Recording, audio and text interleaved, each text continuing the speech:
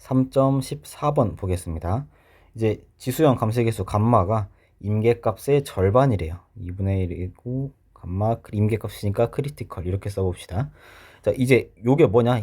이 감마 크리티컬 임계값의 절반이라는 게 이게 무슨 뜻이냐라고 보면 이제 감쇄 좋아진 동자를 이용해서 식을 세우고 운동 방정식을 세우고 미분 방정식을 딱 풀어보면 이제 q 값이라는 게 튀어나옵니다. 얘는 루트에다가 오메가 제로 제곱 마이너스 감마 제곱 반대죠. 감마 제곱 마이너스 오메가 제로 제곱 이렇게 정의가 되죠. 이제 요 값에 따라서 이 q 값에 따라서 이제 운동 방정식이 서로 다르게 풀립니다. 그래서 경우의 수를 나눠보면 감마 제곱 마이너스 오메가 제로 제곱이 양수인 경우 이런 경우가 있겠죠. 감쇄가 너무 커가지고 이제 감마 값이 너무 커져서 안에 있는 근호 안에 있는 값이 0보다 클 경우가 있어요. 그럼 q 값은 실수가 되고요. 얘를 우리가 과다 감쇄라고 해요. 감쇄가 너무 커가지고 얘가 과다 감쇄 이렇게 부르고요.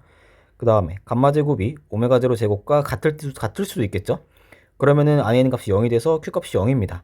얘를 우리가 임계 감쇄라고 부르고요. 그 다음에 감마 제곱 마이너스 오메가 제로 제곱이 0보다 작을 수도 있어요. 감마가 충분히 작으면, 감쇄가 충분히 작으면 얘가 0보다 작아질 수도 있는데, 그러면 근호 안에 있는 게 0보다 작아지니까 q 값은 허수가 돼요. 그러면 얘를 우리가 미급 감쇄라고 불러요. 이제 이렇게 감쇄 조화 진동자가 세 가지 양상을 띠는데, 이제 우리가 가장 대표적으로 알고 있는, 그러니까 이런 식으로 진폭이 점점 작아지는 이런 거를 우리가 미급 감쇄라고 불러요. 이제 감쇄가 충분히 작을 때. 근데 감쇄가 크면 이제 진동이 이렇게 일어나지 않고요. 이제 감쇄가 너무 크다 보니까 그냥 바로 확 줄어들어요. 이런 식으로. 얘를 우리가 가다 감쇄라고 부르고요. 이제 얘네 둘을 가다 감쇄와 미급 감쇄를 가르는 이제 그 라인에 서 있는 애가 임계 감쇄죠. 그래서 그 감쇄가 임계 감쇄라는 건 이제 감마 제곱이 오메가 제로 제곱과 같다라는 거니까 얘는 2분의 1에다가 오메가 제로 이런 식이 되겠죠. 둘이 감마와 오메가 제로가 똑같은 거니까. 자, 그러면 이제 얘를 가지고 뭘 할 거냐면 이제 먼저 공명진동수 오메가 r을 구해봅시다. 사실 공명각진동수죠. 한번 구해보면 먼저 오메가 r의 제곱은 오메가 제로 제곱 마이너스 2 감마 제곱이죠. 그럼 얘는 오메가 제로 제곱에서 2 곱하기 감마 제곱인데 얘가 2분의 1이었으니까 4분의 1 오메가 제로 제곱이 되고요. 2 빼니까 루트 2분의 1 오메가 제로 제곱입니다. 오메가 제로 제곱이 되고요. 2분의 1 오메가 제로죠. 그래서 오메가 r에다가 루트를 씌워주면은 루트 2분의 1에다가 오메가 제로 이렇게 나오겠습니다. 이 값이 대충 한 0.707 오메가 정도 나와요. 그래서 약간 작아지더라 라는 걸 알 수가 있죠. 공명하니까 당연히 작아집니다. 자, 그 다음은 이제 Q인수를 한번 구해볼게요. Q인수라는 건 이제 검색 조화 진동자가 이렇게 있을 때 얘 갖고 있는 에너지가 있죠. 이 에너지를 한 번 진동할 때 감소하는 에너지로 나눠줍니다. 그러니까 얘가 처음에는 에너지가 엄청 높았을 텐데 점점 줄어들겠죠. 근데 한 번 진동했을 때 감소한 에너지로 나눠주는 거예요. 델타 E로 거기다가 곱하기 2파이를 해준 게 우리가 Q인수라고 불러요. 그러면 이제 감마가 만약에 엄청 크다라고 해볼게요. 그러면 한 번 진동할 때 에너지가 많이 줄어들겠죠. 그럼 델타 E 값이 커질 테니까 Q 값은 작아지게 돼요. Q인수 값은. 그러면 이제 Q인수 값을 보고서 감쇄가 크다 작다를 판별할 수가 있겠죠. 얘를 구해볼 건데 얘는 이렇게 계산을 할 수 있어요. 파동이 갖고 있는 에너지는 TD분의 타우 D TD분의 타우 곱하기 2파이 이런 식으로 쓸 수가 있죠. 이제 TD는 이제 감쇄가 있을 때 댐핑이 있을 때 주기고요. 타우는 시간 상수입니다. 시간 상수는 2 감마분의 1 이런 식으로 정의가 되고, 그래서 이 값을 대입을 해주면 2 감마분의 1에다가 그 다음에 TD분의 1이니까 2파이분의 오메가 D가 되겠죠? 주기니까 곱하기 2파이를 해주면 이렇게 사라져서 얘는 2 감마분의 오메가 D가 돼요. 근데 오메가 D가 오메가 제로랑 비슷할 수도 있어요. 그때가 있을 때 그때도 있을 수 있는데 비슷하면 그냥 오메가 제로 넣어서 바로 계산하면 간단한데 문제는 여기서는 그렇지가 않아요. 얘가 비슷하지가 않습니다. 그럼 얘를 직접 풀어줘야 돼요. 얘는 오메가 제로 제곱 마이너스 감마 제곱의 루트 씌운 거고 얘가 2 감마니까 2 곱하기 2분의 오메가 제로죠.